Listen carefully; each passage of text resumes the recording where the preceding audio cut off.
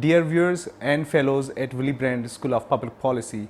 Let me introduce myself. My name is Abdullah Dayo, and I'm today with you to talk about alternative bureaucracy in China. So first I go in details. Let me introduce my co-fellows and the members of this group presentation. Geena George, who is joining us from India, and then Kamal Chomani, our friend who is joining us from Iraq. We three have all together worked on this group presentation, so we'll be narrating whatever the findings of our study came out of our literature review and readings on the topic, which is alternative bureaucracy in China. Before going into details, we want to emphasize the word alternative here.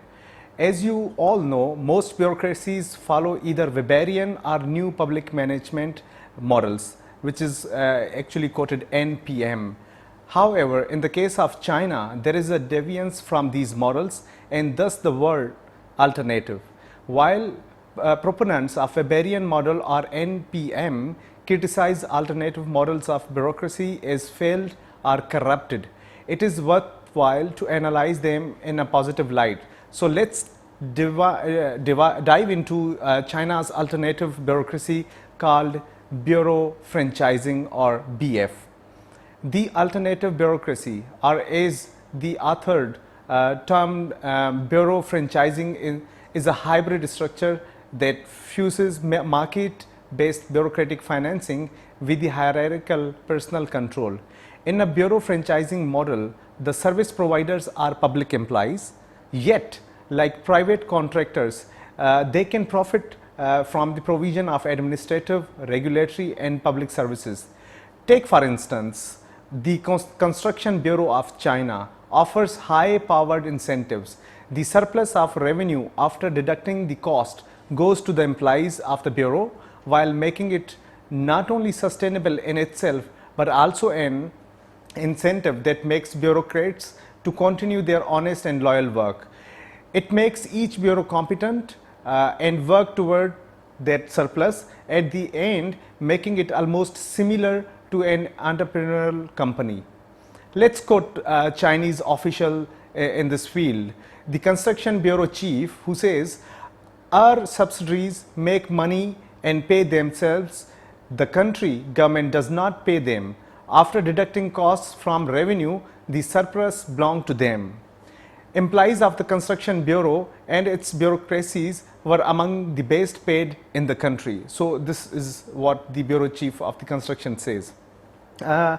Whereas self-financing is a positive encouragement to the fundamental factor of motivation for public agents, while considering the budgetary limitations to pay enough to employees in developing countries, incentivizing them through self-financing is seen as an advantage. This is mainly because of Weberian model is not applicable to all environments except for the modern industrial or industrialized markets. The model of bureaucracy witnessed in China is essentially a regulated and relatively disciplined mutation of prebendal public administration. Following Weber, a prebendal administration is one that finances itself through extraction, such as by exacting fees, rather than by receiving stable budget appropriations from the state. The internal rules of revenue generation and budgeting within the Chinese bureaucracies were evolved to incentivize self-financing while mitigating its risk, simply because they must generate the best mechanisms to afford paying the staff. These public agencies behave literally rather than simply metaphorically as entrepreneurial companies. It is true to say that the rise of Weberian norms of public administration was in view of prebendalism, which allowed the feudal lords to treat the public agents as contractors.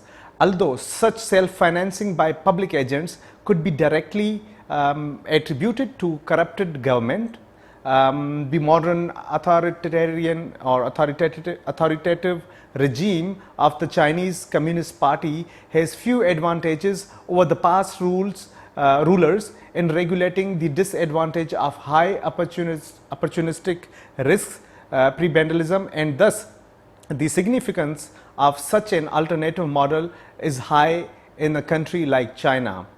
So let's go for like Weberian versus BF model. So the internal rules of revenue generation and budgeting within the Chinese bureaucracy were evolved to incentivize self-financing while mitigating the risk. Ownership of the means of the production administration, whereas the Weberian model is an ideal type of the features low opportunistic risks and low powered incentives. The bureau financing model offers the advantage of high powered incentives accompanied by the disadvantage of high opportunistic risks.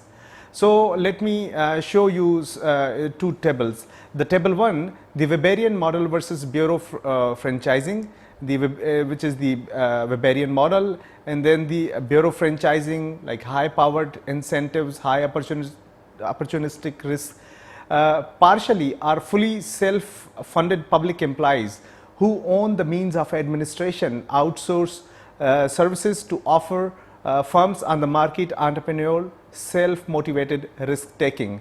And what are the advantages and the disadvantages of organizational structure, like corporate equivalent personal skills, low powered incentives, low opportunistic risks, fully state funded public employees who do not own the means of administration within firm, supply of service rules abiding honest and predictable.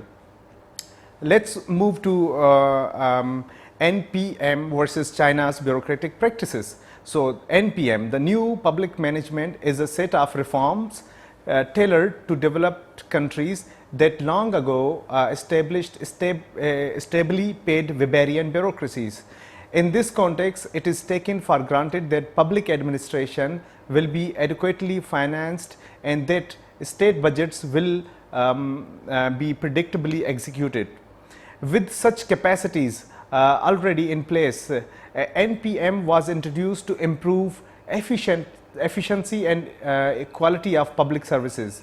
So we are quoting these things about the new public management from an author. He has authored a book called by Xu Chuang Chu and Hong Lian, the modes of governance in the Chinese bureaucracy, a control rights theory. So we would strongly suggest the viewers to go through about this topic, this subject, by reading the book Modes of Governance in the Chinese Bureaucracy. Now let's move to the conclusion. In conclusion, it is imperative not to dismiss other models of bureaucracies, especially in developing countries, as dysfunctional just because it varies from the Weberian model. BF runs the risk of extraction and rent seeking, especially in the public services such as education and health. Healthcare resulting in unequal access to essential services. However, proper sanctioning and regulation in the countries, given the existence of budgetary constraints for payment of employees and public programs and normalized corruption in individual or local agency levels, the model of bureau franchising, the BF, has a better chance to work than Weberian or NPM model of bureaucracies. It is not to say that Weberian norms do not work in developing countries. The bureau franchising also has the potential for transition to the Weberian model, as in the Shanghai case, wherein once the markets regrew following the adoption of bureau franchising, it was able to adopt Weberian norms. Thank you so much. I am so thankful to you for listening to us and watching this video. Last but not least, I am so thankful to the members of this group presentation, Geena George and Kamal Chomani, for their excellent literature review and the research work to help me out to finalize the video.